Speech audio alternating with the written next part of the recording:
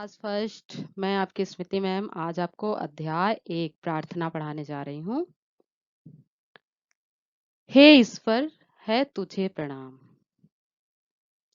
विद्या का दे दो वरदान, गुरुओं का करे सम्मान, सदा पढ़े लगाकर ध्यान।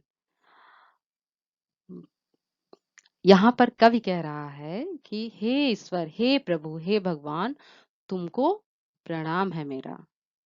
विद्या का मुझे वरदान यानी शिक्षा का मुझे वरदान दीजिए। गुरुओं का करे सम्मान, आप मुझे विद्या का ऐसा वरदान दीजिए कि हम गुरुओं का, अपने शिक्षकों का सम्मान करें और सदा मन लगाकर, ध्यान लगाकर पढ़ाई करें। यानी हे ईश्वर, तुमको प्रणाम है, तुम हमको विद्या का ऐसा वरदान दो जिससे हम गुरुओं का सम्मान करें और सदा ही मन लगाकर ध्यान से पढ़ें। सच्चाई का मार्ग चलें, मेहनत से हम नहीं डरें।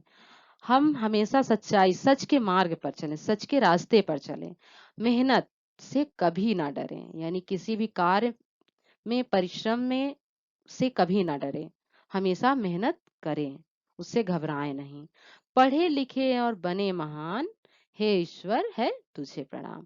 पढ़ लिख कर हम महान बने, बड़े बने, हे प्रभु, तुमको प्रणाम है। अध्याय 2, आइए देखते हैं अध्याय 2। चुनमुन और टुनमुन। चुनमुन और टुनमुन, देखिए दो लोगों की कहानियां हैं। अब कौन है ये यहाँ देखा जाता है। चुनमुन और टुनमुन, सॉरी, चुनमुन और टुनटुन नामक दो मेंढक थे। दोनों में गहरी मित्रता थी। चुनमुन आशावादी था, वह कभी भी संकट में घबराता नहीं था। लेकिन टुनटुन निराशावादी था, वह संकट में पड़ने पर शीघ्र ही घबरा जाता था। यानी यहाँ पर क्या होता है कि चुनमुन और टुनटुन नामक दो मेंढक थे। यानी चुनमुन और टुनटुन नाम के दो मेंढक थे। फ्रॉग आपने जानते ही हैं, मेंढक। दोनों बहुत अच्छे मित्र थे, यानी दोनों के बीच में बहुत अच्छी दोस्ती थी। चुनमुन आशावादी था, यानी हमेशा आशा थी कि ऐसा कुछ हो सकता है, आगे आगे पाने की चाह थी। वह कभी भी संकट से घबराता नहीं था, उसे हमेशा आशा रहती थी कि ये संकट से निपटा जा सकता था। लेकिन जो टुनटुन था, वो उसका जस्ट अपोजिट यानी उल्टा था। वह निराशावादी था, हर चीज में अरे ये नहीं कर सकता मैं। कोई भी कार्य आता तुरंत कहते अरे ये मैं नहीं नहीं हो पाएगा, ऐसा नहीं हो सकता। वह संकट में पड़ने पर शीघ्र ही घबरा जाता था, यानी कोई भी मुसीबत आता था तो वह जल्दी से घबरा जाता था। पर सॉरी, एक बार की बात है कि वे दोनों खेलते समय दही के मटके में गिर गए। दोनों उसमें डूबने लगे। दोनों निकलने के लिए अपने हाथ पैर चला रहे थे, लेकिन निकल नहीं पा रहे थे। थोड़ी देर में टुनटुन ने हार मान ली और उसने कोशिश करनी बंद कर दी, जिससे वह दही में डूबकर मर गया। लेकिन चुनमुन ने हार नहीं मानी, वह लगातार निकलने की कोशिश करता रहा। यानी एक बार क्या होता है कि वो दोनों खेल रहे थे, खेलते समय किसी कैसे भी वो दही के मटके में गिर गए। दोनों उसमें डूबने लगे। दोनों निकलने के लिए अपने हाथ पैर चला रहे थे, लेकिन निकल नहीं पा रहे थे। इतना प्रयत्न करने के बाद जो टुनटुन था, वो कुछ ही देर में हार मान लिया कि अब मैं नहीं निकल सकता। उसने कोशिश करनी बंद कर दी, उम्मीद ही छोड़ दी, जिससे वह दही में डूबकर मर गया। लेकिन जो चुनमुन था, उसने हार नहीं मानी, वह लगातार निकलने की कोशिश करता रहा। आपको पहले से ही बताया मैंने कि चुनमुन आशावादी था, उसको विश्वास था कि वो कोशिश करूंगा तो सफलता तो मिलेगी। उसके लगातार चक्कर लगाने से दही का मक्खन ऊपर आ गया। अब क्या था, चुनमुन मक्खन के ऊपर चढ़कर बाहर कूद गया, उसकी जान बच गई। यानी चुनमुन ने क्या किया, लगातार चक्कर लगाता रहा, बचने का प्रयत्न करता रहा। उसके लगातार चक्कर लगाने से जो दही था, दही मतलब वो जो दही था बार बार घूमता रहा, जिसकी वजह से मक्खन जो था ऊपर आ गया। तो अब क्या था, चुनमुन मक्खन के ऊपर चढ़कर बाहर कूद गया और उसकी जान बच जाती है। सत्य ही कहा गया है, कोशिश करने वालों की हार नहीं होती। यानी सच ही कहा गया है, जो कोशिश करते हैं उनकी कभी भी हार नहीं होती है। कोशिश करने से सफलता जरूर मिलती है। हमें हार कभी नहीं माननी चाहिए। जैसा आप सोच लेते हो, अगर कोई टीचर कुछ करा रहा है, पढ़ा रहा है, अरे ये हमें नहीं आ रहा है, मैम कैसे करा रही हैं, और बच्चों को तो समझ में आ गया, क्योंकि वहां पर क्या होता है कि आपने कोशिश नहीं की। अगर आप कोशिश करते, प्रयत्न करते, तो आपको सफलता जरूर मिलती, वो चीजें आपको समझ में जरूर आती। तो हम भी आशा करते हैं कि इस कहानी को पढ़ने के बाद आपको भी ऐसा लग रहा हो कि हमें कोशिश करनी चाहिए, इस मेंढक की तरह, चुनमुन जैसे। ठीक, तो कोशिश करिए, हार मत मानिए, जरूर सफल होंगे। अध्याय 8, बीरबल की चतुराई। एक बार राजा अकबर के महल में चोरी हो गई। रानी के बहुत से जेवर चोरी हो गए। राजा को यह शक था कि चोरी अपने ही किसी आदमी ने की है। राजा का एक मंत्री था जो कि बहुत चतुर था।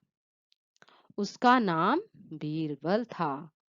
बीरबल की चतुराई के किस्से दूर दूर तक प्रसिद्ध थे। आपने भी बीरबल की कहानी सुनी होगी, अब नहीं सुनी है तो चलिए हम सुना देते हैं आपको आज।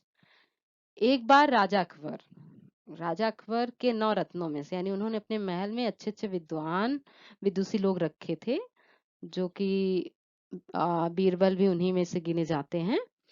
तो उस समय क्या होता है कि राजा अकबर के महल में चोरी हो जाती है। रानी के बहुत से जेवर, जो राजा की पत्नी थी रानी, उनके बहुत से जेवर भी चोरी हो गए। राजा को यह शक हुआ कि चोरी किसी बाहरी आदमी ने नहीं की है, किसी अपने ही आदमी ने की है, यानी किसी राज्य का ही आदमी है जो कि अपना ही है। राजा का एक मंत्री था जो बहुत चतुर, सॉरी सॉरी बहुत चतुर था। यानी राजा का अपना एक मंत्री था जो बहुत ही चालाक था। उसका नाम था बीरबल।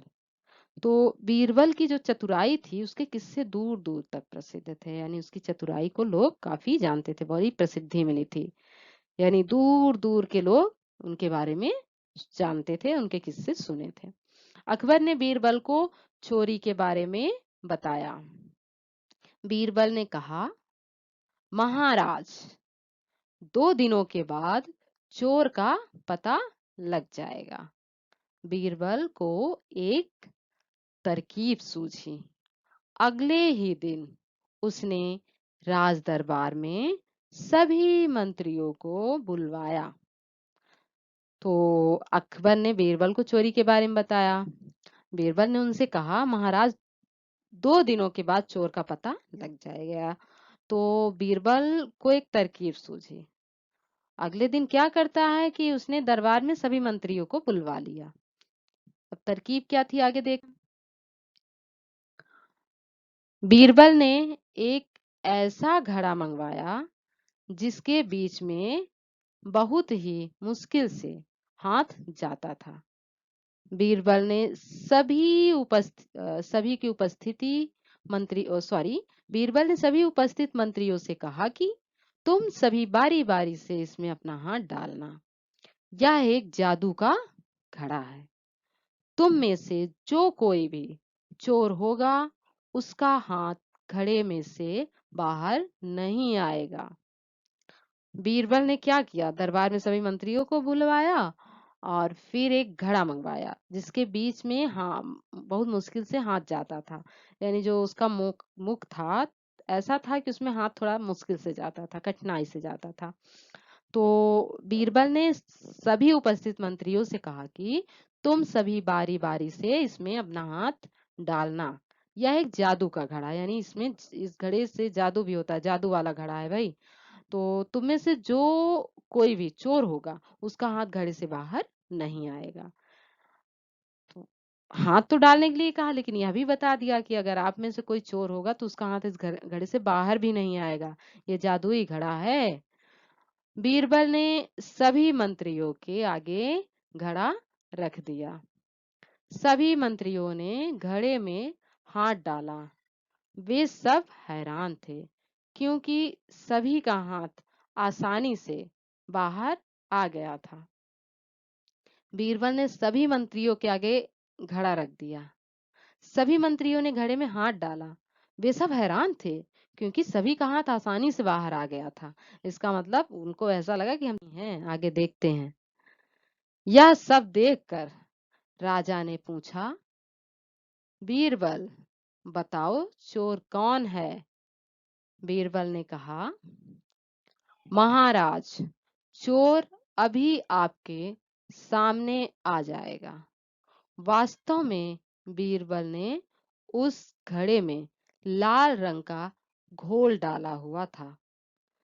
बीरबल ने सभी मंत्रियों से कहा कि अब तुम सब अपना हाथ आगे करो। यह सब जब महाराज ने देखा, यह सब देखकर महाराज ने बीरबल से पूछा कि बताओ चोर कौन है? तो बीरबल क्या कहते हैं, महाराज, चोर अभी आपके सामने आ जाएगा। वास्तविकता में, यानी सच में, बीरबल ने क्या किया था कि उस घड़े में लाल रंग का घोल डाला था, यानी कोई लाल रंग मिलाकर उसके अंदर डाल रखा था उन्होंने। तो बीरबल ने सभी मंत्रियों से कहा कि अब आप लोग क्या करो कि अपना हाथ आगे लाओ। सब हाथों में लाल रंग सबके हाथों में लाल रंग लगा हुआ था। केवल एक ही मंत्री ऐसा था जिसके हाथ बिल्कुल साफ थे। उस मंत्री ने अपना पूरा हाथ घड़े में डाला ही नहीं था। इस प्रकार बीरबल ने अपनी चतुराई से चोर को पकड़ लिया। दरबार में उपस्थित सभी मंत्री बीरबल की चतुराई पर अत्यंत प्रसन्न हुए। तो जब सभी मंत्रियों से कहा गया कि आप लोग अपने हाथ सामने लाइए, तो सबके हाथों में लाल रंग लगा हुआ था, लेकिन केवल एक ही मंत्री ऐसा था जिसके हाथ बिल्कुल साफ थे।